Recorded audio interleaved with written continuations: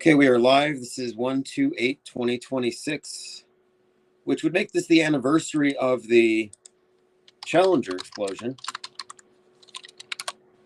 Very memorable PSYOP. A lot of interesting leads on that one. A lot of reasons to not believe, although many will. I was debating somebody on the subject of the space program, and I suggested that the whole thing is science fiction, movie magic, and that it serves a function in worldview more than actual science and space travel. And the person I was debating about this cried. So I'm like, okay, I got to be careful. Sensitive subject. But we talked about it yesterday because of a plane crash, and the plane was called the Challenger. And so it's a couple of days from the 40th anniversary. It seems suggestive. All right, hello, chat. If you speak up, you will get a wrench. I want to go through the Discord server tonight. I've been meaning to do this, to comb through the server, even if it's a pre-recorded video, and catch everyone up. What's up? Pete Trippa says, can't wait. Oh, can't stay for long. I want to pop on and see what the news of the day is. You know, we're not always on the same page as everyone else as far as what the news of the day is, because we're taking time to examine these things, but we tend to mention the stuff that's going on. And I do stay up with topical things like the new song by Bruce Springsteen called The People of Minnesota. So let me start with this.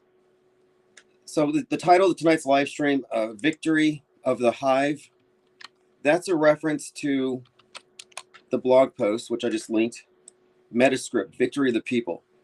So we were talking about repeated themes and names that were showing up in media leading up to the escalations in the Twin Cities. So here's from my blog. I noticed that Renee Nicole Good was in the news following Nick Shirley, Nicolas Maduro in his Nike sweatsuit, and the news around Nick Reiner. Now I had to update this blog, so I was going to put some notes there about the significance of Nick Shirley being in Minnesota as it relates to this, but I'll update that tonight. So if you're wondering why I had some gibberish there, it's a placeholder. So anyway, we were talking about Nick Reiner, and then we see Nicolas Maduro, and he's wearing Nikes, and it causes Nike sweatsuits to go viral. And I thought, isn't Nike the goddess of victory? And it means victory. And then you got Nicholas, victory, Nick Reiner, Nick Shirley. So what's going on here? And of course, Renee Nicole Good. And we already talked about the significance of her last name Good as it relates to the second part of Wicked, for good, and the underlying theme of Wicked 1 and 2, which has to do with essentially anti-ICE. It's an Antifa versus Trump as Wizard of Oz. That's the framing. With the animals that can talk representing the immigrants being kicked out of Oz.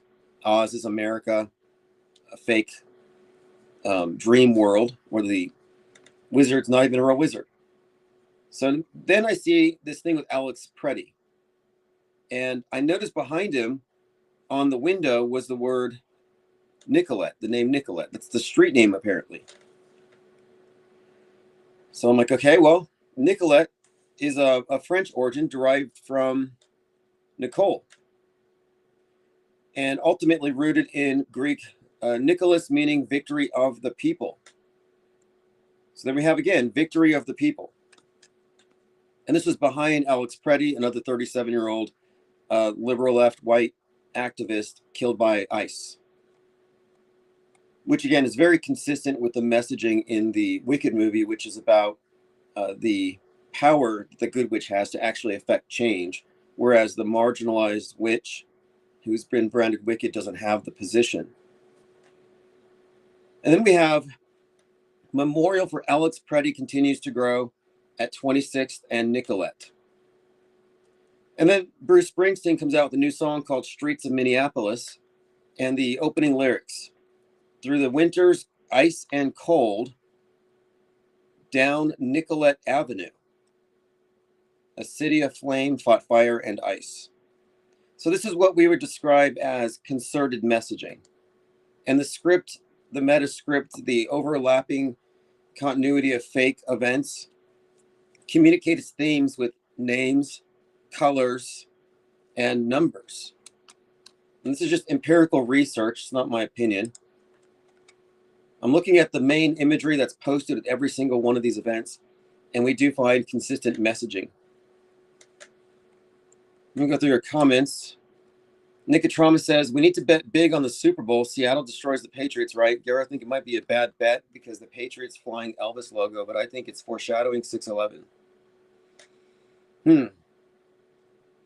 Okay, now, if we look at Seattle Seahawks as representing the sea attack, and so if you remember what he said about 9/11 and the significance of 33-year-old Muhammad Atta, Muhammad attacks New York.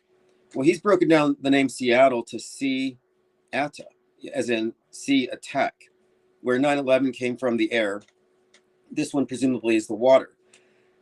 And this is very consistent with the imagery that he's associated with the destruction of Seattle, specifically the beast of the sea references, as it relates to Elvis and the Kraken concept. And then with Neptune moving to where it has, into Aries, which apparently aligns us with a similar arrangement right before the Civil War, it kind of makes sense that Poseidon would be in play because Neptune, Poseidon, well, Poseidon is Russia's nuclear submarine, the unmanned one that could take out a coastal city and create radioactive tsunamis. Just like in the movie Paradise, radioactive tsunamis, bunkers. So from that perspective, the Patriots being US and the Seattle Seahawks representing the sea attack, and then Seattle, of course, is sort of ground zero for Antifa. So it does seem like it would make sense as far as the script goes. And I seem to recall Gematria Sports Better. What was the channel's name? The guy, his name's not Green. What's the name of the Gematria guy who does the sports? Because he was talking about the significance of New York Jets and having them defeated by the Patriots after 9/11. Like interesting little parallel stories in the sports. Yeah, Zachary Hubbard. I wonder if he's related to Al Ron. All right, let's see who else is here. 5-star QB10 says, wondering if there's going to be a live today, and boom. Yeah, I'll be sending out notifications like an hour prior if I have time. Flozik, Jamarian May says, don't forget about the other reporter on the ground, Nick Sortor. Yeah, that's what I wanted to get to. So we talked about the significance of Nicholas being repeated. And this has been going on for months.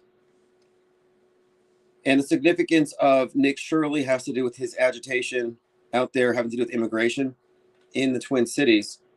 And so, yeah, I'm looking to see what other examples there are, because there's sort of a parallel here, as we've seen with green and the consistent meaning of it as a symbol and how it's been positioned in these various scenarios, like Green Day opening the Super Bowl. So, yeah, Nick Sorter, I'll have to look. Okay, so with Nick Shirley. And someone posted something in Discord a few minutes ago. Let me pull that up.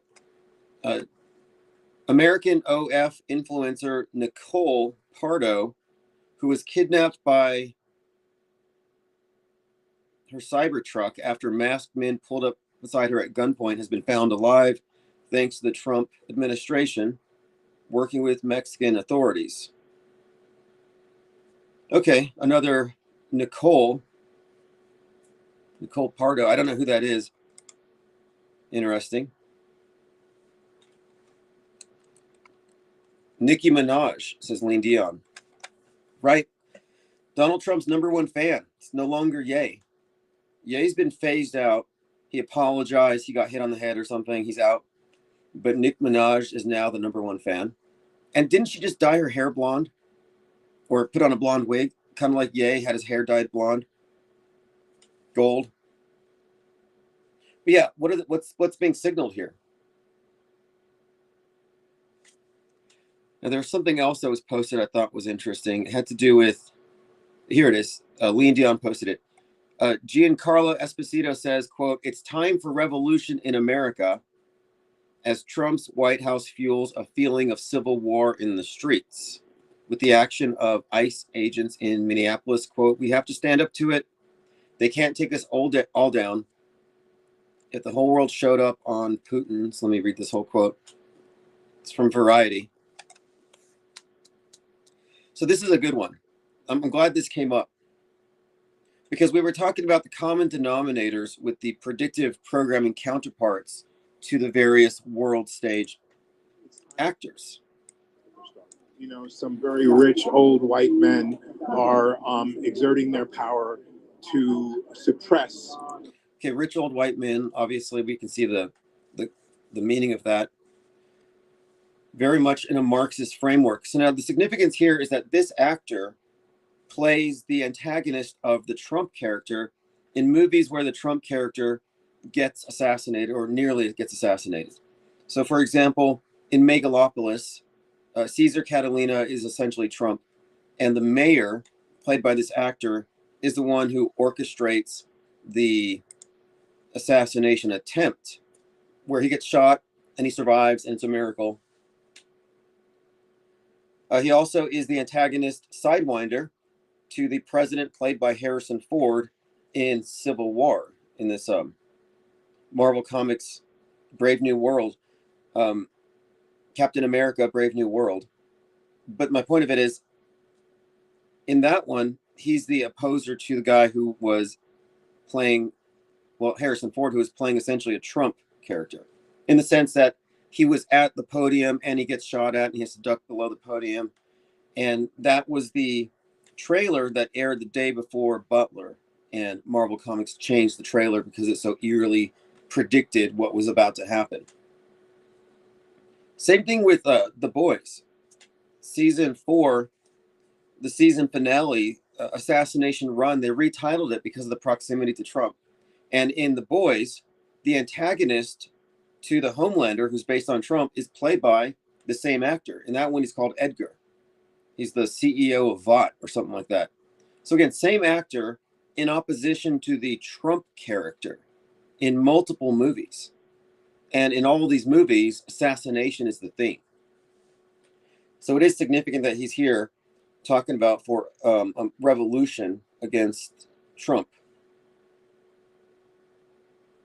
I have a whole blog post or a mind map showing the different movies where he has opposed the Trump character. And this might even go back to the favorite movie of the Obamas, Do the Right Thing.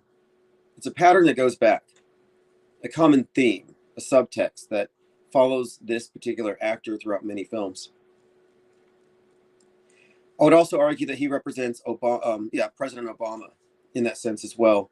The Obama-Trump thing, because Trump got onto the political scene at the tail end of the Tea Party by latching onto the idea that President Barack Obama was actually not an American, had a Kenyan birth certificate, and so he was part of the birther movement. And they've had this back and forth antagonism since. And in the White House, there was a portrait of Barack Obama that Trump had replaced with a portrait of himself with his fist raised, yelling, "Fight, fight, fight." The implication between the lines being that, who set up the assassination attempt. So again, there's been this kind of a antagonism between the two. And I would suggest that Trump represents 1776, whereas Obama represents 1619. These two different views of the origin of and meaning of what America is, what the American dream is. And it's very much in line with the Wizard of Oz being opposed by the witch and the idea that he's a fascist and he's deporting the talking animals. But yeah, good call on Nicki Minaj there. Duet says, one of the witnesses to the Alex Pretty event was called Nilson, Nicholas's son. Yeah, post a link in Discord. I want to gather these up together and put them into a spreadsheet, a mind map. Yeah, so there is a new Poseidon movie coming out soon, called, according to Jamarian May. Well, there's certainly, and this is highly significant, Christopher Nolan's The Odyssey. And the reason why that's significant is that Christopher Nolan and Jonathan Nolan are both associated with the nuke. And then, of course, in the Odyssey, it's Poseidon is the enemy of Odysseus. Based on recent buzz, there are rumors about a new Poseidon movie with, okay, it's speculative. I see a trailer here. Keanu Reeves, Johnny Depp, but it's a fan-made concept trailer. Dwayne Johnson faces the wrath of the ocean, Poseidon. I don't know. I'll have to look into this. I'll wait for the IMDb. Because people are making these concept trailers and they're getting confused.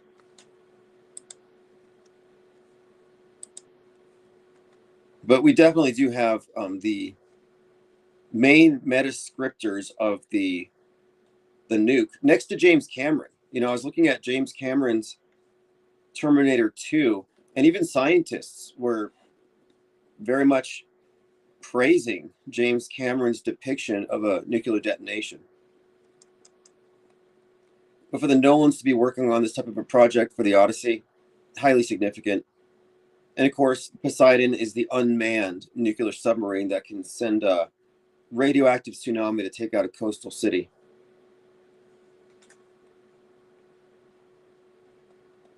Going through your comments.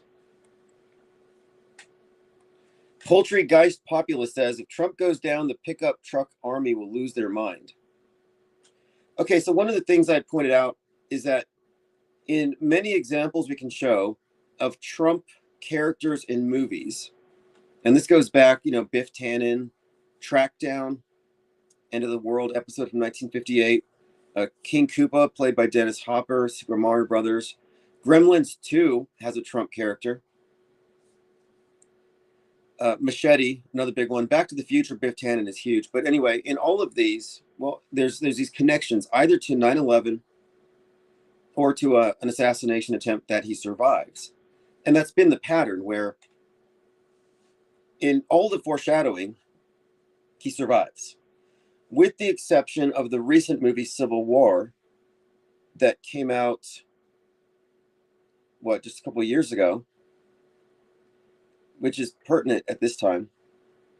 In fact, okay, in Civil War, the character who's obviously Trump is taken out, but they specifically have a black female soldier take him out. And I thought that's kind of interesting because they wanted that symbolism. They wanted this demographic, so black woman, rich white fascist. And so there's this kind of something that I noticed also in The Wizard of Oz, where the Wizard of Oz is being called out by the witch. And again, if you look at the demographics, you look at the backgrounds of these characters, it seems like, okay, this one represents the left, marginalized people of color, and then this is the fascist white rich guy in the capitalist system where everything is fake and even the gold bricks turn out to be fake. And meanwhile he's deporting the talking animals and taking away their right to speak. So my point is, in each of these you have the bad villain they created, and he's being confronted by someone who's on the polar opposite side of the political horseshoe. It's all symbolism.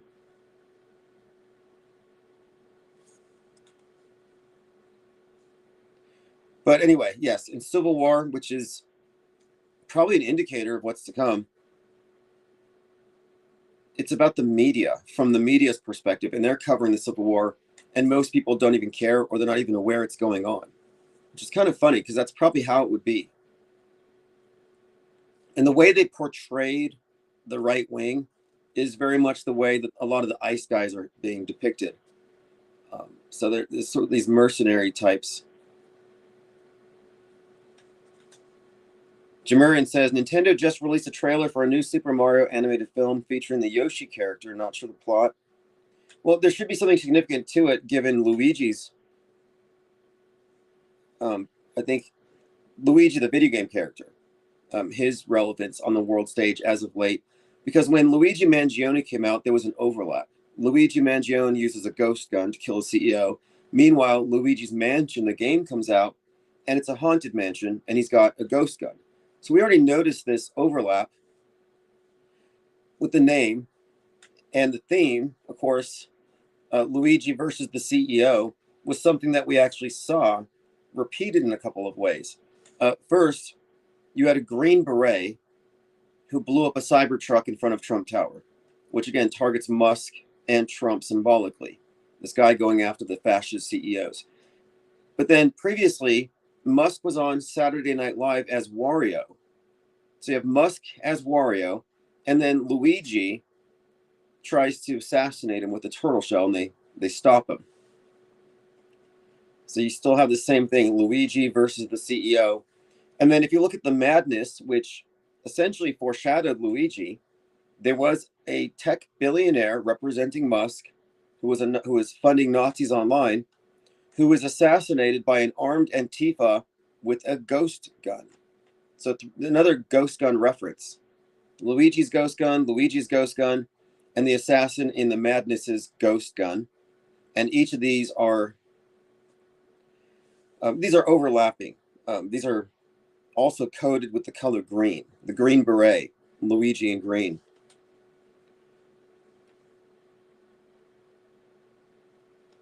And when I was watching the trailer to the movie Mickey 17, my first thought was Robert Pattinson in the hoodie, in the raincoat, looked like Luigi. Because our first image of him, he was smiling at the camera. I think he was in a Starbucks. And I thought, that's interesting. It looks like Luigi. I have to watch it. And it turns out Mark Ruffalo plays a Trump character. And the Luigi character shoots him, but the bullet just grazes his cheek. And he poses for the camera. Of course, even though that's exactly what happened in Butler, it's not possible. It's just a coincidence because the movie was filmed a couple of years before. Or at least that's the normie view. The informed view is that messaging was actually deliberately planted there and in a lot of other places. Yeah, Elon being Wario is pretty funny.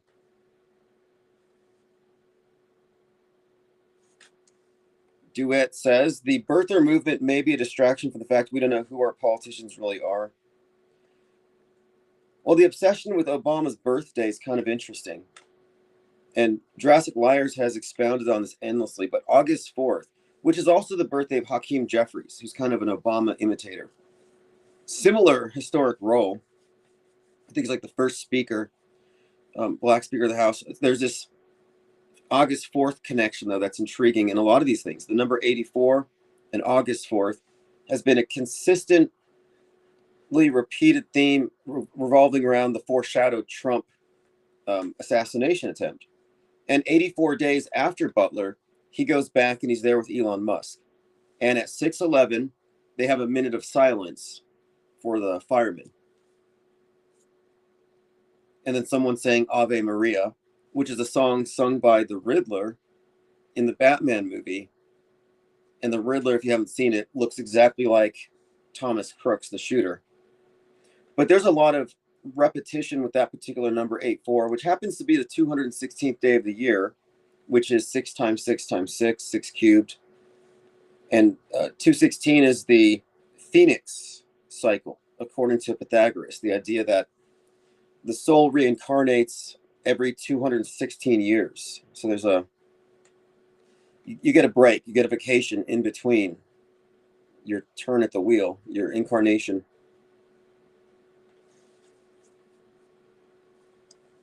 What's up, PsyOp Sidecar? The big enchilada says IPS, I prophecy stuff. You know, it's funny though that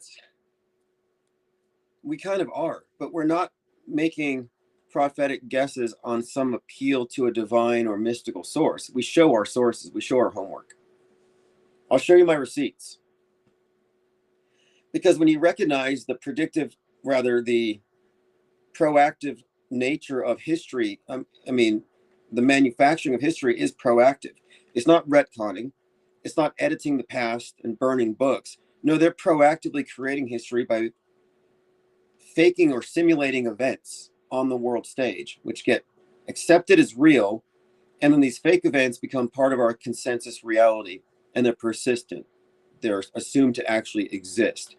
And this type of reality manipulation, this timeline hijacking, has given the world government ultimate creative control over our internalized model of the world. And by examining the programming that correlates with every single staged historic event, you can see that we're prepared for it in the form of advertising, product placement, predictive programming. And we are acclimated to the stories and the characters before they actually exist on the world stage as real people, real events. So by looking at what is being directed into the minds of the masses, you can make a bit of a prediction. You can extrapolate from that. Oh, we're being inundated with nothing but bunker, fallout, nukes. We're being educated about these particular weapons. Well, that's what they're likely going to implement in some way. They educate you about the thing that they're going to terrorize you with next, or that they will introduce into the news cycles next. And this is opening the Overton window. I mentioned this yesterday, that the movie screen is the Overton window. Netflix is the Overton window. If they show it on the Netflix, it's within the realm of possibility, no matter how unlikely. And not only are we making, somewhat loose predictions about what's likely to occur, but we are making more specific predictions. Like, if this event is fake, it will have these qualities. It will have some readily implementable political agenda. It will have concurrent and predictive programming. It will likely have some conspicuous use of the number 33 for some unknown reason. Not to mention the usual array of hoax indicators, deviations from standard protocol, actors that don't know how to cry. Just, it goes on. We have a list of hoax indicators. So we don't just call everything fake, but everything that is faked fits within a predictable template. There will be a drill happening at the same time, for example. And what we have noted here is that these indicators, even just one of them, is enough, I think, to raise suspicions and doubts, and we're usually proven right. So fake events are predictable. It's actually entrained. I call it systemic fakery, but they have actually entrained entertainment with fake events. And the conspiracy theorists have been misled for years about what the predictive programming means. They've been fed a steady diet of simulation theory and other mystical explanations, so they don't arrive at the correct conclusion, which is that the government that's behind the manufacturing of history has a way of inserting its messaging into all of the popular entertainment. The books, I mean, any major event that they talk about on the news likely was already fed to the public in the form of fiction. Nicolas Maduro, Venezuela, that whole thing. Well, that was referenced in a Jack Ryan, which is Tom Clancy. Tom Clancy obviously is well known in this area because of 9/11. We're living in Tom Clancy novels, overlapping fictional universes.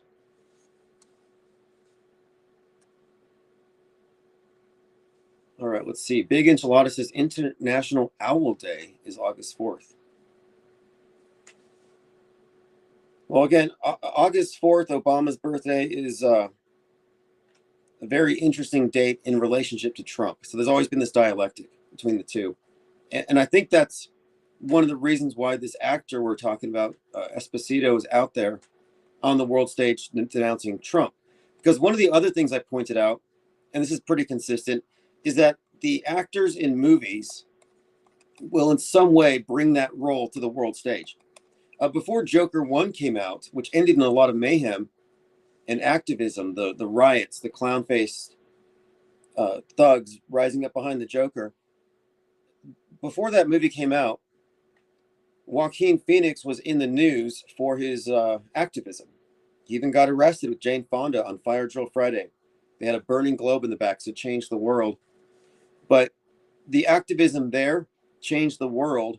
Environmentalism, anti-capitalism is pretty much the same message as Joker. Kill the rich. The capitalist system is letting the mentally ill people fall through the cracks. The poor in that movie are represented as essentially having been clowned by the system, and the rich need to pay. Kill the rich is like literally one of the reoccurring messages on the screen throughout that movie. And that also relates to Luigi, same messaging. And the Luigi Joker overlap is highly significant. And it needs to be looked at in the context of the overlaps between Daniel Penny and Batman, and how Joker and Batman in the fictional universe, as it relates to predictive programming, relate to the left and the right. There's been a lot of Batman and Joker movie relationships between psyops, from the Boston bombing to the Aurora, Colorado shooting, which we talked about last night. And then, of course, there's some 2020 stuff. All right, let's continue. Mr. Interrupt says there's an owl god statue in the Bohemian Grove.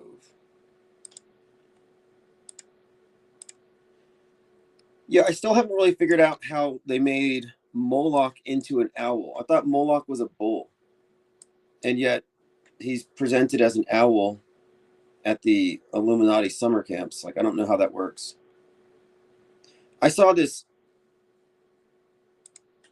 artist in a gallery in Santa Fe that had these iron sculptures, these wrought iron sculptures, various metal animals. And I was thinking, we need to get like a very large penguin that we can, put a fire inside of and do some kind of meetups in the summer. I haven't really decided exactly where, but I think we can find a place. Kind of our own Bohemian Grove. Let's see here. Ariana Grande just came out against ICE. Again, yeah, that's another example where the actors who are playing these characters actually relate to that, in roles that relate to the real world, will go off in the world stage, and they're not in character, but they're still essentially saying the same thing. Like, I think it's notable too that the ones who play Trump tend to be the most Trump deranged. Alec Baldwin, he played Trump on Saturday Night Live for several years.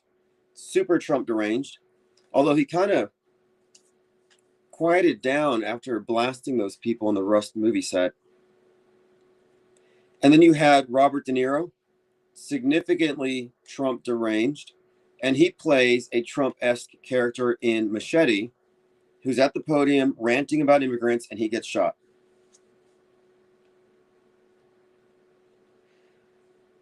And Mark Ruffalo, speaking at the Golden Globes, also kind of fits into this, insofar as he also just recently played a Trump character who gets shot.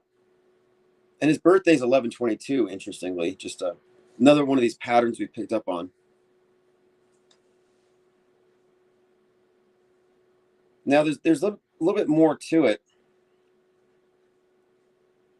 with this Giancarlo character, especially with Megalopolis, because Megalopolis is 100% Trump. Make Rome great again. It's pretty blatant. There's another one as well. It's a Tom Wolfe novel they turned into a movie where the real estate magnate who's experiencing all kinds of scandals in his life is essentially Trump.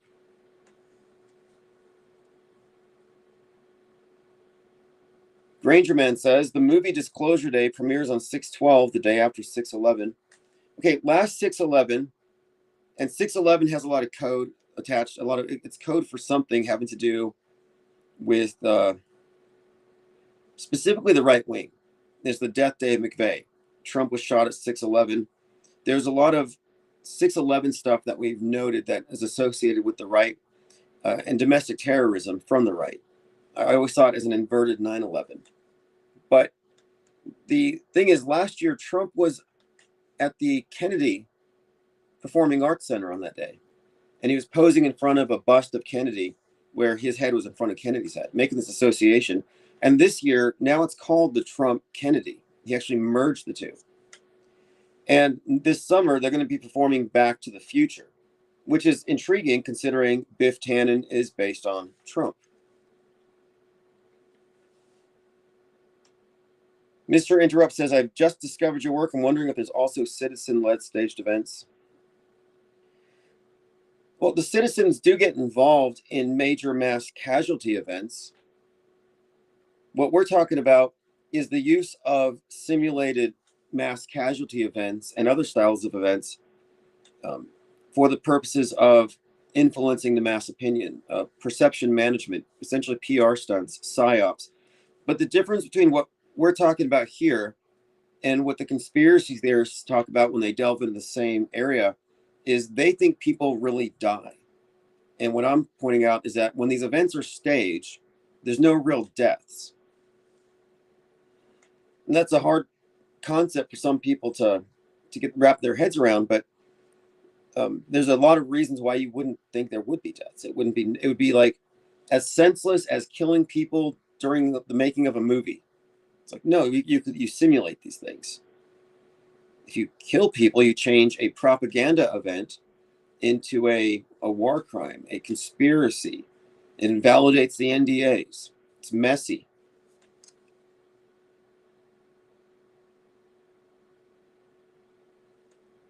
Now, if a person does it, like let's say you and a friend did some staged event, that'd be called a hoax. And the media will call what we're describing these things, they'll say that we're calling them hoaxes. No, we're not saying hoaxes. The word hoax is too limited. We're not talking about some small scale, isolated operation. We're talking about government created history where they're hijacking the news and inserting events that will dominate the news cycle that the real news will bounce off of, because it's not all news is fake. It's certain big staged events. And so there's a qualitative difference. It's mostly of scale between a government psychological operation and a hoax. So yeah, obviously there are hoaxes and scams and fraud. You think about fraud, for example. So many different ways, people can commit fraud. Well, it's really no different than what we're talking about. It's just a scale thing. Chris Johnstone, Portal Complex, and thank you, Big Hair Tsunami. Dave Hazel, They Lie We See, Uncool Band, THC, Jack, Mark Simmons, Vanden, Chris Diamond, Miss Dirty Work, and well, they've all received the titanium blue wrench. The van will come by, they'll leave it on your front porch. If it's not there, check your doorbell cam.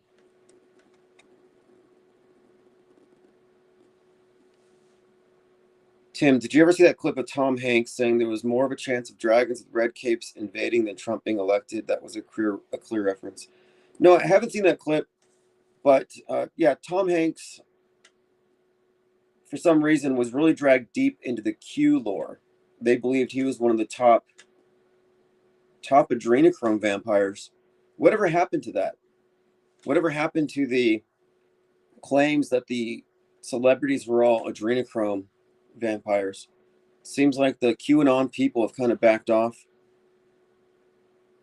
I still see recycled Q drops circulating. And I'm like, why are you referencing some anonymous shit poster from 8 years ago as though it were predicting something completely boring 8 years later? I mean, they believe that QAnon and Trump were time travelers. Really, some people shouldn't be trusted with the internet.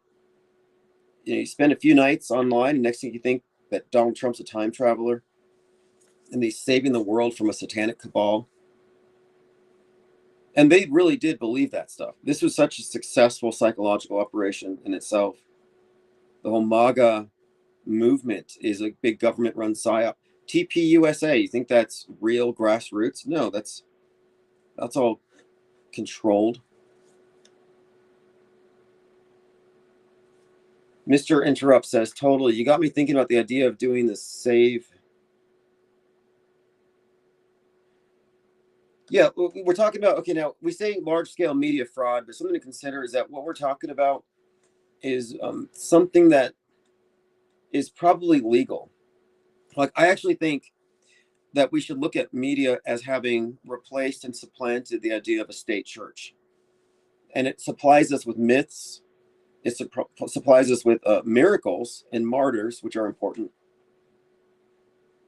If you haven't seen Newsbenders, I would highly recommend Newsbenders. It's from 1968. It's posted on my blog at timosman.substack. You can find it on YouTube. Newsbenders is about this thing called the Central World News Services that infiltrates every single media organization in the world. And what they do is they insert fake events and they plan things 5 years in advance for the purposes of maintaining world peace, keeping everyone on the same sheet. reacting in predictable ways, managing the human herd, like in mass mind control, like a one world religion. But instead of having your myths from some old dusty scriptures that they read to you on Sundays, your myths are broadcast real time, and you're part of it. You're part of the process. Your reaction is part of it. You're immersed in it. It's an immersive illusion. So I think that's what we're actually looking at here. But Newsbenders from 1968 again posited 5 years in advance. Our analysis of these fake events and their corresponding predictive and concurrent programming and those production schedules and how far back they go, well, we're looking at all the various examples of entertainment, movies, books, etc., that foreshadow an event, and then finding the common denominators. And based on that, you can arrive at the earliest example that contains all of the same facets or props or ideas or names, and then pretty much put that as your guess as to how far back this particular event was planned. So in the case of the assassination of Charlie Kirk event, I would argue that the script for the event, how it would go down, the names of the characters involved, including TPUSA, I would say that was all in a script, in a folder, as early as 1998, but probably sooner. I'd say 95 is a safe bet. And we can make the same kind of argument for every single fake event just based on the corresponding reinforcement content within entertainment.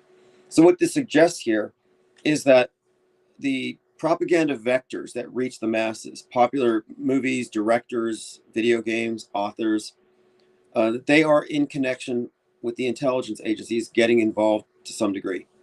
Like for your next book, make it about terrorism attacking New York. For your next video game, include this. And when you get down to it, you can see how it would be really easy to have that kind of a relationship where the artists or directors wouldn't have any knowledge about what their messaging is doing other than it's part of the propagating the masses with certain ideas. They wouldn't have to know the events are fake, nor would they have to know that there's a direct correlation between the events and their propaganda, and they probably wouldn't know the events were fake. I think there's a lot of compartmentalization, and there's no reason to assume that this is common knowledge at any level.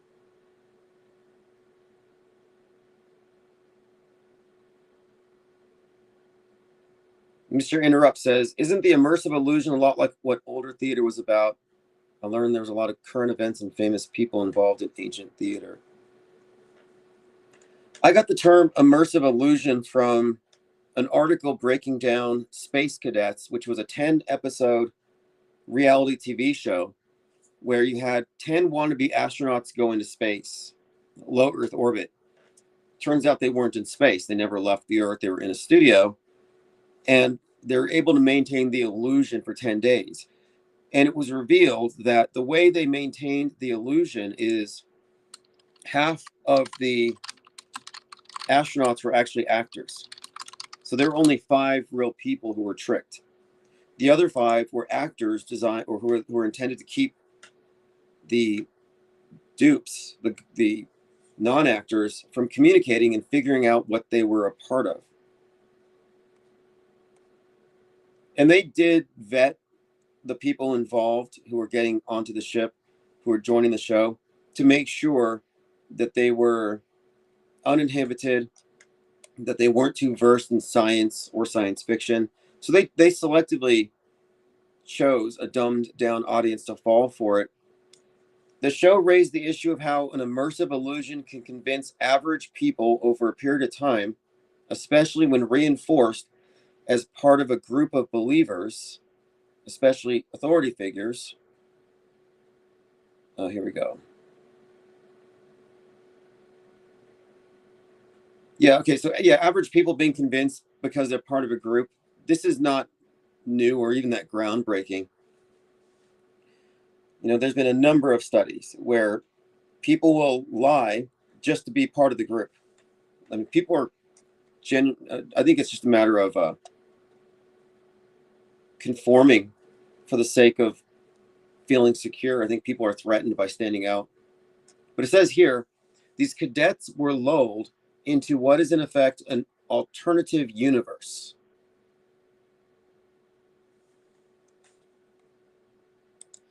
Now, the concept of fictional universe is also pertinent here when we're talking about the end result of a lot of fake events superimposed into our worldview. We're talking about a closed system of information, meaning the establishment media and the alternative media, which is just another wing of the establishment. They control all of the narratives within these two categories, but they don't talk about within the mainstream news or alternative, they don't talk about fake stuff. Everything's assumed to be real within. If it contradicts that, like the idea that Charlie Kirk didn't really die, it doesn't get included. They exist in a fictional universe with agreed upon lies. And a fictional universe only publishes its own brand of characters or only acknowledges its own mythos, sort of like a Disneyland. You're not going to find Warner Brothers characters there. It's a closed set. You're not going to mix Marvel comics with Star Wars characters. They're not compatible. And so there's a compatibility between mainstream and alternative because they're two takes on the same fake events. But it's a duopoly. The perspective that includes media fakery doesn't get platformed to any significant degree. So the media consumers, mainstream or alternative, in effect, do live in a fictional universe. They do have an agreed upon set of myths, martyrs, lies they agree upon. So when I call this a religion, I'm talking about it does in fact have all the architecture of a religion. It does have its God constructs. It has its superstitions. It has its miracles and its myths. 5-star says, who gives the intelligence agencies the motivations, ideas to create or direct the scripts, or is it them at the top? That's a good question, actually. I don't have all the answers on that. I mean, obviously, we don't know specifically, but what we can somewhat ascertain here is that there's one government. I mean, there's no attempts by any government to undermine other governments' media by saying, oh, these events are all fake. No, there's a consensus. There is a global consensus that has been manufactured. And I think this is how government actually works. In my handbook for the recently deprogrammed, I made a reference to this Latin phrase inspired by Tacitus called instrumentum regni. And this is what this Greek historian Polybius said about this concept, because that means the instrument of monarchy. And it's talking about ruling through fear, through myths. He says, I believe superstition, which maintains the cohesion of the Roman state. My opinion is that they've adopted this course for the sake of the common people. It would not be necessary if it were possible to form a state composed of wise men. But the multitude is fickle, full of lawless desires, unreasoned passion, and violent anger. The multitude must be held in check by invisible terrors and pageantry. So what he's saying here is that they've introduced among the people notions concerning the gods and beliefs in the terrors of hell, and that moderns are rash for banishing these beliefs. So Polybius was discussing how superstition and myths and the fear of God or God constructs is used to control the masses. And I think this is actually how government runs its mass mind control. It's predicated upon getting the masses to respond to universal threats. Climate change is a big one. The pandemic brought about another one, where everyone reacts in uniform to a perceived threat to the collective safety. And I would even suggest that climate change and ocean levels rising is actually just a repackaging of Noah's flood, where the masses will self-police one another if they all believe that wickedness will draw or incur the wrath of God and bring in floodwaters. So it's a way of getting the masses to be afraid of this God construct, but instead of God, it's Gaia. If we don't change our ways and stop over-consuming fossil fuels, if we don't do something about all the trash and the waste, Gaia is going to punish us. And this puts the left or the anti-capitalists in a position of heavily criticizing the political and economic systems that are apparently destroying the world and about to incur the wrath of Gaia that will disproportionately affect the poor, but will kill us all. Well, I would say, again, that's a myth. And I think these myths are very useful for regulating the masses. And look how successful it actually is. There are so many examples of it. As far as who writes the scripts, so that's a very good question, because we can actually give you names. I can list, and I call them metascriptors. I can list the directors who are associated with the major psyops, 1 degree separated because it's in their content, or even possibly directly. We can pretty much make reasonable guesses here. And like I said, we show our receipts, but 9/11 has Stanley Kubrick all over it. The earliest predictive programming for that is in his 1968 2001: A Space Odyssey. It's also in Full Metal Jacket. It's in The Shining, but the people obsessed with the Apollo 11 stuff never noticed it. It's in James Cameron's work, T2. It's also in Titanic. It's in the works of many other directors and writers. And so what I'm saying is we can find the writers and artists who are recruited to help manufacture these historic events. And it does involve an interlocking, network of government, media, of course, the law enforcement and hospitals and the EMTs. If you look at the Department of Homeland Security and everyone who would have to be involved to pull these things off, it's actually very widespread. If you look at 9/11's Wikipedia page, you can find a list of drills that were being conducted that day that had to do with terrorism. And if you look at the number of drills conducted on 9/11 for a terror attack, you can easily understand how that entire area was functionally a closed movie set for the duration of that day. But what we can prove here is that the concurrent programming, which is highly specific, and we have many examples, that alone reveals that what you're seeing in the news was scheduled as though it were a Netflix show, like quite literally scheduled. Like, oh, that news event, that person getting shot or whatever it is, that crash, that was actually scheduled months ago, years ago, who knows, depending on the event. And one of the greatest examples of this has been the Charlie Kirk thing. And we did a deep dive into all the various examples of predictive content that led up to it, and the real-time released content and the concerted messaging behind it. And I'm confident in saying that the entire script for TPUSA and its leader being martyred, the marriage with the Miss America, Miss Arizona, and the children, and the relationship with the conspiracy theorist to be Candace Owens, that whole thing was easily handed to them in a script form when they were still 18, 19, before they even got into their roles. And this suggests that, yes, Candace Owens is essentially a soap opera actress, a reality TV show star. She's not a conspiracy theorist trying to dig up facts to find the truth. No, the rabbit trails she's leading you down were paved by the CIA probably 50 years ago.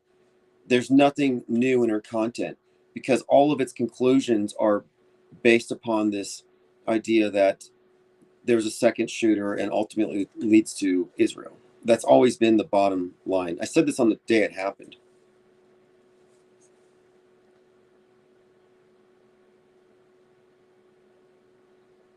But as far as this idea of things being planned in advance, 5 years is a big deal. Any foreshadow, any pre-planning is obviously a big deal. But when we're talking about decades, that should fundamentally alter the landscape here. Because if these are scheduled 10 years in advance, 20 years in advance, well, then what does it say about anything that we're told to believe is organic and real? Because we're not just talking about fake events and mass casualty events. We're talking about people. Donald Trump, in his present form, pre-existed himself. in entertainment. Like he already existed in the public imagination, and then he just jumped into that role, you know, around 2008 or 2009. But he wasn't in that capacity. He wasn't that version of Trump yet. And many of the predictive programming roles for Trump foreshadowed who he would be. Like 1958 Trackdown, the Trump goes into a town, gets them to build a wall. He's going to protect them from a cosmic threat. He's driven out of town. He's arrested. Well, even CNN was noticing this movie from 58 years ago, this TV show, had some eerie parallels with Trump. And even then, in 2016, it hadn't all come true yet, including the arrest. They could have said, well, if there's anything to this, if this is some kind of foreshadowing, then we should expect Donald Trump to get arrested. You should have been able to have guessed that in 2016, just based on the content of the film.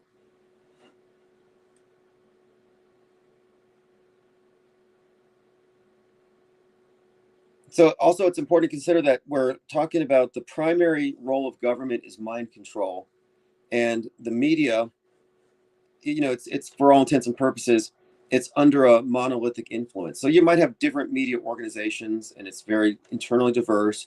A lot of it's independent. They're not all lockstep, but they don't have to be, because the big stories get the big focus are the ones that draw the attention, and everything else reacts to it.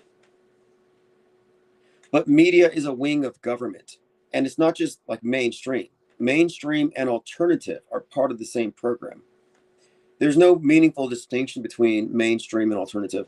Alternative will pose, it will posture as anti-establishment, but they are establishment. And they're establishment because what they do is they gatekeep any minds that see through the mainstream.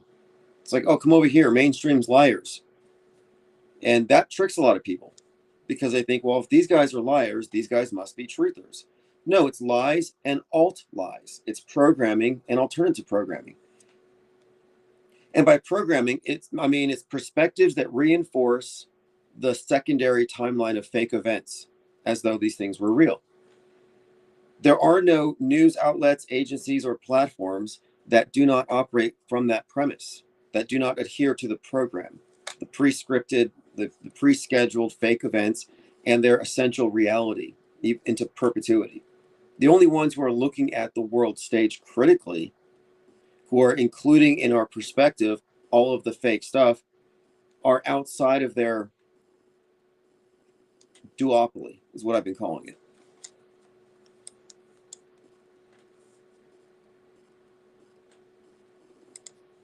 But this thing pre-exists. I think this whole the reason I brought up the Greek historian is that what we're living in, this simulation, this hyper reality, this merging of real and fake, this is a form of government that is just not new. It's total time control. So the good news is the new world order isn't coming because it's already here. You're already in the matrix. The bad news is it's incontestable. You can't fight it. You can't stop it. I mean, imagine trying to stop it. They'd be like, oh, I'm going to go stop Islam. I'm going to stop Christianity. No, you're not going to stop a religion. You're not going to stop the dominant religion of the world. And the dominant religion of the world is not it's not an Abrahamic faith. It's not Christianity. The dominant world religion is mainstream mediation. And alternative media exists as a subset. It's not outside of the system. All right, let me roll through my Twitter feed. Again, Giancarlo Esposito says it's time for a revolution. It's highly significant that he is the mayor in Megalopolis who orchestrates the assassination attempt of the Caesar Catalina, the tyrant. Highly significant. This Trump-Obama code inserted into this movie. I may have to watch it again. Now that I think about it, it's probably even more timely. But one of the interesting aspects of Megalopolis is you have this group of individuals called the Design Authority, and they can freeze time. And the movie begins, and they're detonating something in downtown Manhattan. Looks 9/11-y, But they've got these black rim hats. They're dressed in black. They control time, the design authority. And I compared these to the strangers in Dark City. And I actually think that's where Coppola borrowed it from. Because there are elements of Dark City and The Matrix that are put into that movie Megalopolis. So it actually makes perfect sense. So the strangers or the design authority, those who control time, actually exist. And this is the mysterious group that we're speaking of, the meta scripters. The ones who implement the script, who do control time because they manufacture history.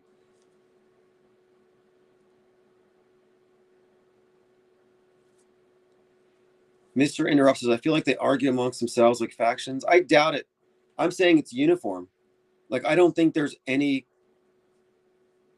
this thing's not being steered. Like, for example, it's not a matter of voting to determine what they're going to do in response to how we're going to believe it or not. I think they have already just decided all this stuff is going to be rolled out in this way. And if the public thinks it looks fake or half the public calls it lies, it doesn't matter because we don't have a platform for that. There's only two platforms, mainstream and controlled opposition alternative.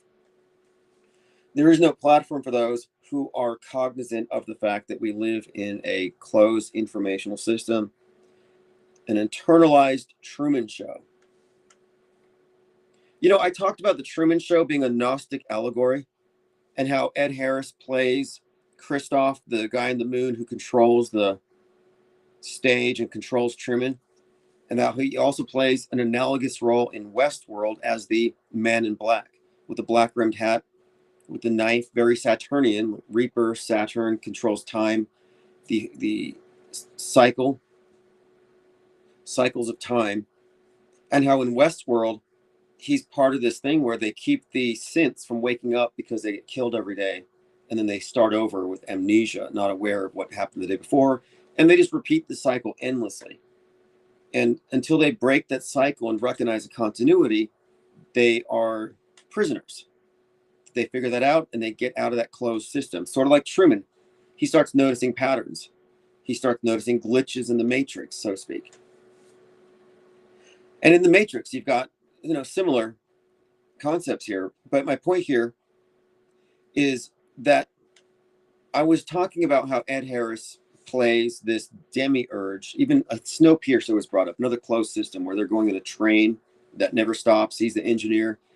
So this actor consistently plays the role of the architect. That's what demiurge means, the architect of the creation. And so he's the architect of the Truman Show. But this idea is that we see the same myths being conveyed in all these various movies, and they all point to control over time. And the news cycle is what people have to break out of. You can't look at every day as, well, maybe the news is telling the truth today. No, it's the same entity that lied last month, last year, 10 years before. It's been lying to you your entire life. It's not suddenly going to become honest. And you have to maintain that continuity of its inherent dishonesty. But after I talked about the Gnostic allegory, suddenly, and I've been getting these in my feed, I've seen 5 or 6 different channels release videos about the Truman Show, which is like, what, 27 years old? And about how it's an allegory for the demiurge. I'm like, that's intriguing. But I go deeper than just the movie, though, because you'll note that in the movies that contain these heavy esoteric messages, the actors will convey those same messages throughout multiple movies. I call it archetype casting. It's like typecasting. You know, this guy's a thug. This guy's a fool. They have these various types that you can play very easily. But I say archetype casting because there's some who are chosen for a role that isn't explicit, but it connects all these movies. And I don't know if it's significant, but he plays Kane in Top Gun 2 Maverick. And Maverick is 100% encoded with sun god symbolism. Look at all the characters' names, like Phoenix, which was a Christ name. Rooster references Christ. Hangman, played by, was it Glenn? Brand, what's the guy's name? The guy he was 33 at the time. I think it's Glenn Reynolds. I got to double check. Oh, Glenn Powell or something. Yeah, Glenn Powell. But anyway, we were talking about all these various sun god aspects in the Top Gun movie, and Maverick is opposed by Ed Harris's character. And I thought, okay, there might be something in this kind of dialectic between the darkness that controls the world and the ones who are breaking out of the system, transcending the matrix. But we have been mapping these things out for some time. So that's why I brought up this idea of concerted messaging. Like, what was up with all the references to Nick, Nike, Nicholas? And it's pretty blatant. You know, when you see these events, this is, okay, so one of the hoax indicators is something in the event connects it to previous events. So when we see Alex Preddy go down and you see that name right behind him, I'm like, okay, that's kind of consistent with what we'd expect of a fake event. One of the things that made me do a double take on the Renee Good thing was Wicked for Good. And I more or less predicted, if For Good contains predictive programming for Renee Good, it's going to be pretty obvious in the movie. There's going to be some uses of the word good that correlate to Renee, and there's going to be themes. Well, sure enough, Wicked Part 2 is basically anti-ICE protests. That's the Wicked Witch as Antifa protesting ICE and the deportations of the talking animals. And there's a constant use of the word good, meaning that to be good, you have to sacrifice your privilege for the lower class. So it makes perfect sense that Renee Good and Alex Preddy would both be individuals who you could characterize from the leftist perspective as having privilege and having set aside their privilege to struggle for the ones that the Wizard of Oz is deporting. And Trump is obviously the Wizard of Oz in the story. Now, there's another element too that I think is worth getting into, which is that the Emerald City gets the EMP at the end of part 1. And the Emerald City is code for Seattle. So I got Emerald City, and then Greenland has been brought up a lot. And in the movie Greenland 2, and Greenland 2 is about a comet hitting the Earth. It also contains bunkers and the like. And then Green Day opening up for the Super Bowl, and they have this nuke on their album cover. So I've been looking at these overlapping themes here with green, like the Green Witch, Antifa, and trying to determine, what exactly is being conveyed here. And I'm not making a prediction as far as like some psyop happening at the Super Bowl. The Super Bowl is not the end of the world. It's always looked at by truthers on X as some kind of ground zero event about to happen. But if you look at past precedent, you don't really see psyops happening in full view of the public in an open movie set. Like, these aren't open sets. And I don't think they risk stampeding that many people or destroying that particular platform. Like, I don't think they really want people involved that closely. It doesn't mean there's not going to be something, but this is what I'm saying here, is that there's messaging that we are picking up on that kind of is suggestive.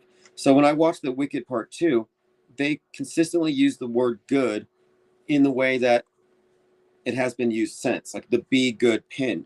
Not insignificant that Mark Ruffalo is wearing a Be Good pin at the Golden Globes. And he's, again, stepping down from his privileged position to focus on the struggle, and he's being good, which, again, the theme of the movie, For Good, the song, contains the lyrics about how the Wicked Witch is limited because she's, of course, poor and an outsider, but Ariana Grande is unlimited because of her influence. She can influence the wizard or even get rid of him. So that's why it's notable that Ariana Grande right now is advocating for resistance to ICE. She's being good. That movie came out last November, and it pretty much told the story that we just lived through this January.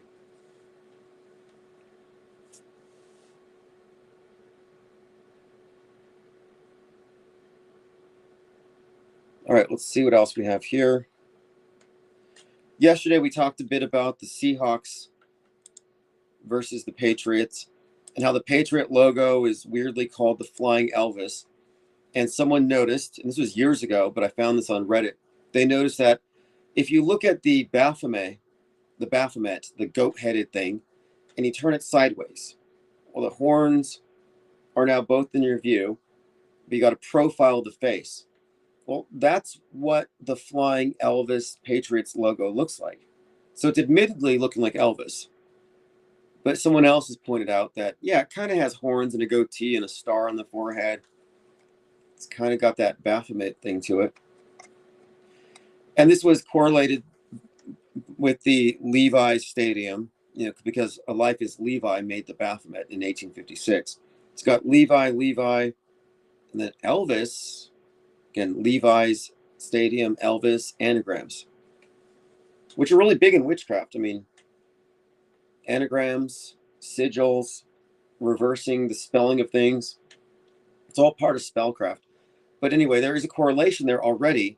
And then you throw into it that Eliphas Levi's birthday is February the 8th, which is the day of the Super Bowl. So what does that all mean? I don't know. I mean, I don't exactly have an answer other than it's a noteworthy pattern, especially when it comes to birth dates. Like, okay, so we brought up Elvis, right? And Seattle Seahawks and Levi's Stadium and all this. Well, the Wicked Witch has Elvis's birthday, and her character gives the EMP to Seattle, the Emerald City. So again, another element here is the green witch and the EMP. So there's a lot of buildup for this idea, I think, of a leftist strike, a leftist attack. Although I've always thought the Seattle thing would come from the right. There's some kind of MAGA thing, or the base, which is a white nationalist group, and Al-Qaeda means the base. But the point where it might be both. You see, on 4/19, 2023, was it, when Trump was in court and they had the Maxwell Azrello set himself on fire outside the courthouse? Well, that's the anniversary of the date that Dave Koresh was incinerated. That was 2024. Interestingly enough, he was 37. We've been talking about these 37-year-old martyrs, like the Green Beret, Green Beret. I'm going to use Candace Owens' pronunciation. She's being roasted right now. The Green Beret was 37, the guy who set himself on fire outside the Trump Hotel. This guy, Maxwell Azrello, 37, doused himself in liquid before throwing conspiracy theory pamphlets in the air. And again, this was the guy outside the Trump trial in Manhattan. And then you had Renee, 37, Alex Pretty, 37. What is with that? Not sure. But the thing is, he wasn't left or right. And the anniversary of Waco, the anniversary of the Oklahoma City bombing, that's all significant to Trump being on trial that date, because he actually kicked off his campaign in Waco, which is ground zero for this Timothy McVeigh and his mission. That's what radicalized him. And that's where Alex Jones got his start with the whole gun grab paranoia stuff. But anyway, this guy released a documentary, and he was photographed Newt Gingrich wearing a shirt that said, "Eat the rich." So kill the rich, eat the rich. And he had this sign that said, "Trump is with Biden and they're about to fascist coup us." So his messaging here was simply that Trump and Clinton are on the same side. I read his manifesto. He even talked about history bending, which is weird because I coined that phrase. Maxwell Azrello self-immolates at court where the Trump faces trial for bribery. But again, I'm bringing him up because of the fact that he was not really easy to pin on the left or the right. And yet his symbolic act took place outside the Trump courthouse on 4/19. And yesterday I did bring up that, and this ties into Seattle, that the Space Needle was designated a historic monument on 4/19. So the date is also intriguing there.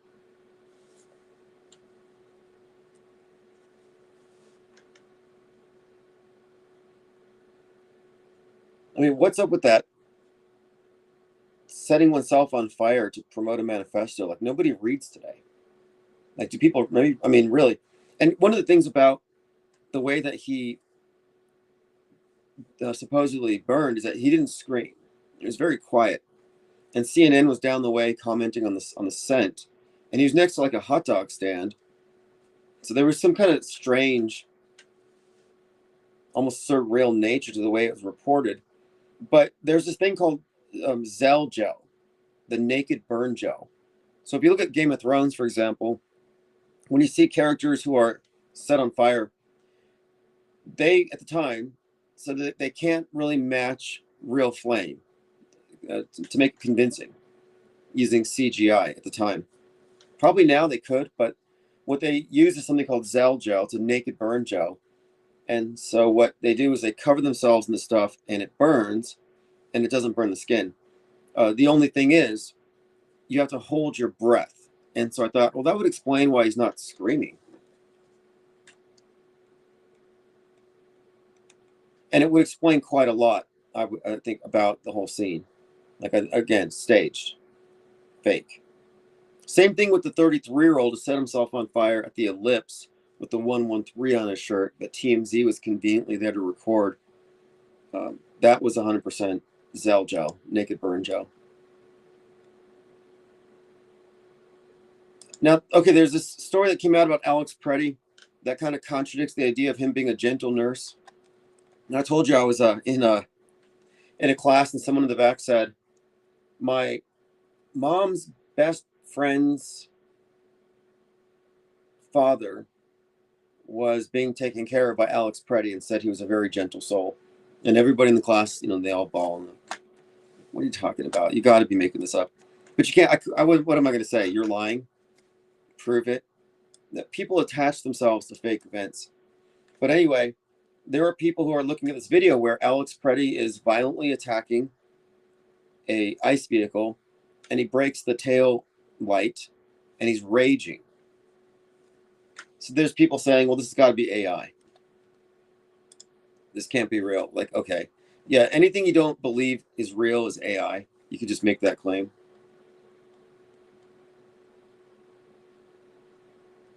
Alex Petty armed, spitting on federal agents, kicking out a taillight 1 week before the incident that claimed his life.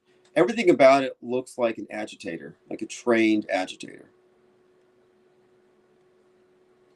I don't know who Aiden Ross is, but Aiden Ross accidentally leaked from his higher-up connections that another quarantine is currently on the way. He's a kick streamer. So I don't know what makes him authoritative, but he's got a big reach, and he claims to be in the know about some upcoming quarantine. I don't know, possibly. I mean, I think it's in the cards. It's on the script, but I don't think it's going to be viral. I think it's going to be fallout. So it's not going to be the same thing, but the procedures are pretty much analogous. New footage exposes Erica family ties to Tyler Robinson. They knew him. There's so much drama about Erica Kirk. And then there's just a bad look that this movie comes out where she's on the roof with a sniper rifle. Donald Trump, talking about Alex Preddy, said he feels worse about Renee Good because her parents are Trump fans.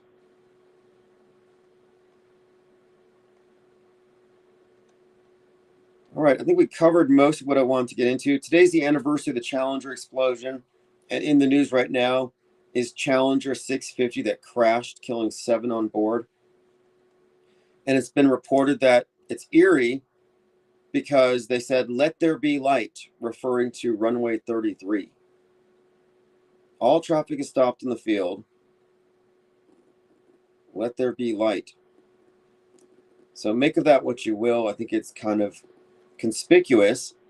And then I look at the picture of the attorneys involved in this, and they've got this big AI on the wall behind them. Like, what are they telling us here?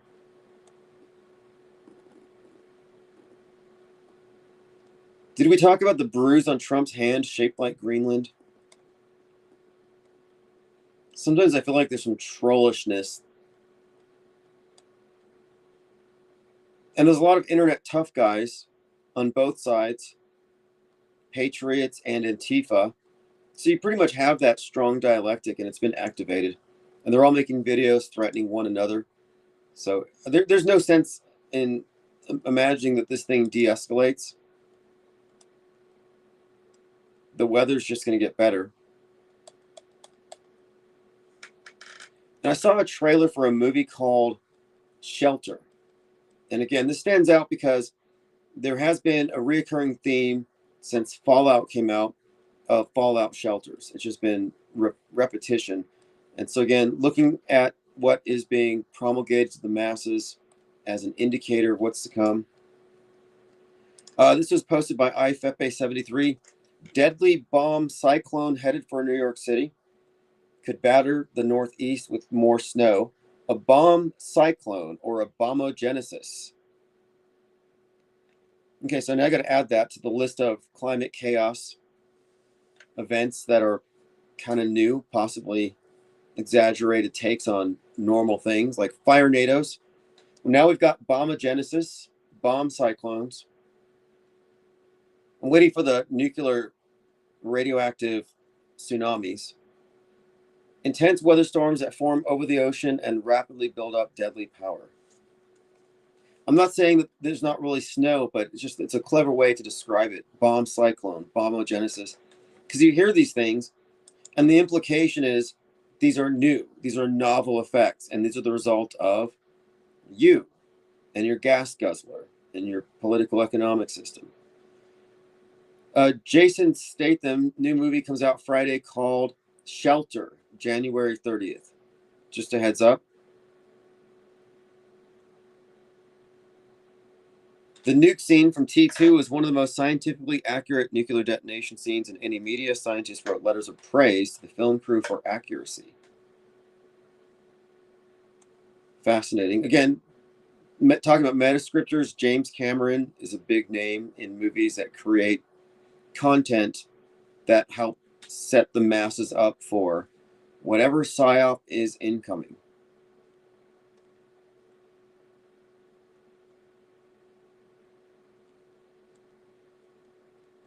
All right, scrolling through my Discord server. If you go to ips.monster, you can follow the Discord server there.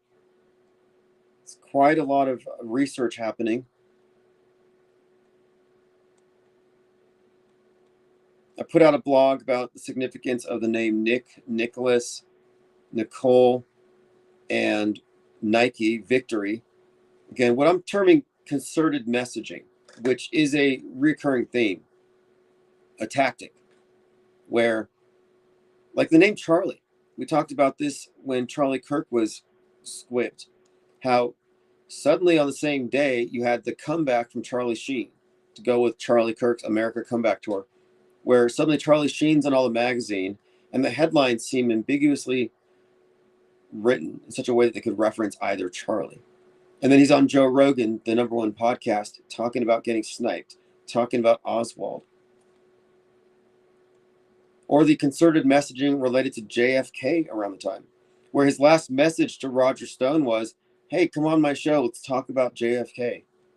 Again, concerted messaging is like a form of concurrent programming, but instead of coming from Netflix or the movies, it's mostly going through smaller propaganda vectors or podcasts, certain influencers, but nonetheless, it does build up an echo chamber to where if you were to search that name, it would bring up a lot of sources with overlapping messaging. It's an inescapable echo chamber that they have put us within.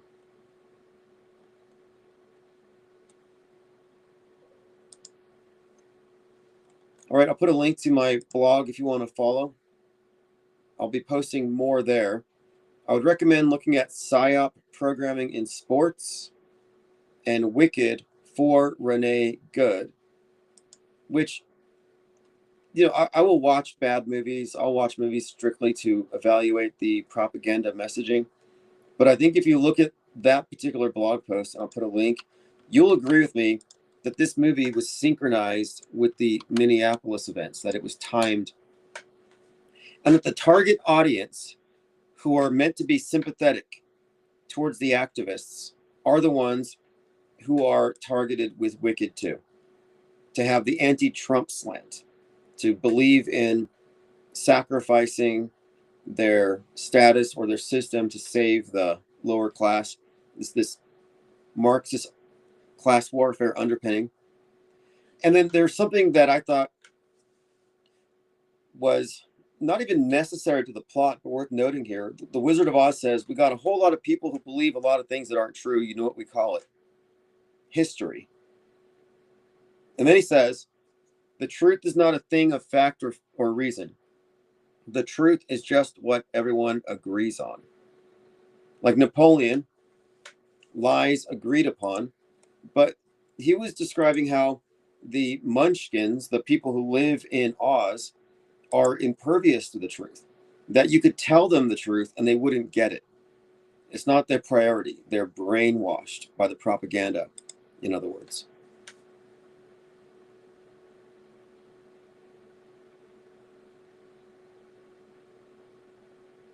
Okay, let's see. We have been on here for about an hour and a half. I got to do some reading for my writing class, some grammar work. You know, I read somewhere, I saw some video about spelling and how our language is some sort of magical script, that we have been given a language designed to keep us trapped in the matrix, so to speak. And someone in one of these videos had said that the word grammar, here is the term grammar, comes from grimoire. So grammar, a book of, same word, book of magic.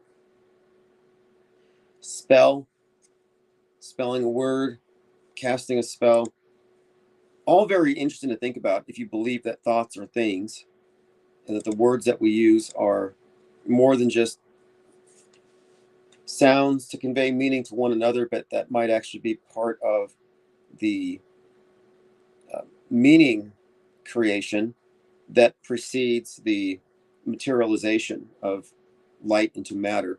That if we are indeed co-creators, then the words that we say and the thoughts that we think are factors to be considered. So of course, if we were in fact co-creators, we would be given an operating system that would hamstring us or limit us to a large degree. Ribo Nation says, in PTA's film One Battle After Another, the Christmas Adventure Club is a satirical white supremacist cabal that serves as the antagonist group.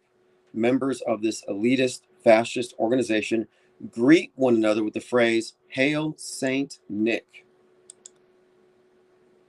Let me go ahead and screen cap that comment.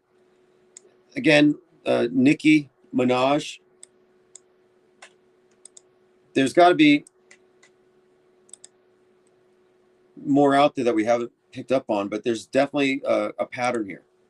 And this pattern, as I'll mind map it out, but this pattern has this notion of victory of the people, like an insurrection thing. And that's why I put Victory of the Hive in the title of this live stream tonight.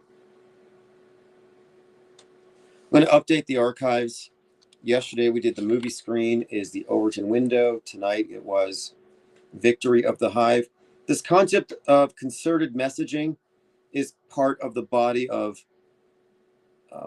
content that reinforce the psyop reinforcement. But it shows how immersive is the word that I use. They create an echo chamber where you can say, well, I don't watch the news. It doesn't matter. You watch Netflix. I don't watch Netflix. Well, you're going to get it from somewhere. I'd even suggested that had I gone completely cold turkey, cut media out of my life, I would still be in the know. Because every class that I go to, the conversation gets into the current thing. We're going to be talking about Alex Preddy. We're going to be talking about Renee Good. It's a guarantee. Mainstream psyops are even going to be discussed in every single classroom. And that's because the mind virus carriers can't help themselves. They have it in their head, and they got to spread it. As though they know it.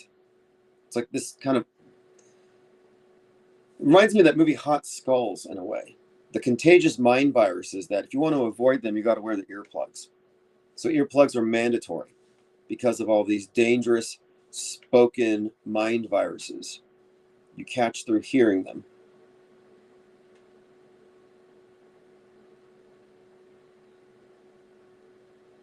But yeah, Hail Saint Nick, very interesting. Well, anyway, if you have any additional examples, comment on my Substack, and I'm going to update that blog post tonight with the additional nicks and references to that. All right, well, have a good night. We'll continue this conversation in the Discord. Go to ips.monster for the relevant links. I will post a link in the chat. Thank you, chat. And thanks to the supporters of the channel. And welcome to all the new Blue Wrench Lodge members. You will get notifications for members-only content as I upload it. And I am working on additional mind maps, and I'm testing out various whiteboard approaches to infographics. And those go pretty much direct to members.